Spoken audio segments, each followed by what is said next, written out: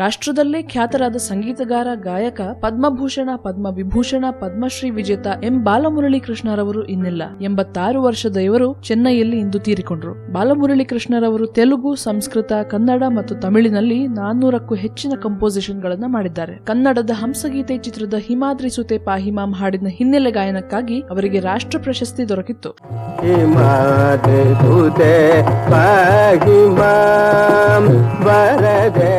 ಹಾಗೆ ಮಧ್ವಾಚಾರ್ಯ ಚಿತ್ರದ ಸಂಗೀತ ನಿರ್ದೇಶನಕ್ಕಾಗಿಯೂ ರಾಷ್ಟ್ರ ಪ್ರಶಸ್ತಿ ದೊರಕಿತ್ತು.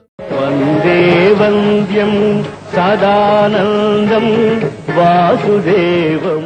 ಈ 2 ಚಿತ್ರಗಳಲ್ಲದೆ ಬಾಲಮುರಳಿ ಅವರು ಮುತ್ತಿನಹಾರ ಚಿತ್ರದ ದೇವರು ಹೊಸೆದ ಪ್ರೇಮದ ದಾರ ಹಾಡನ್ನು ಹಾಡಿದ್ರು. ದೇವರು ಹೊಸೆದ ಪ್ರೇಮದ ದಾರ.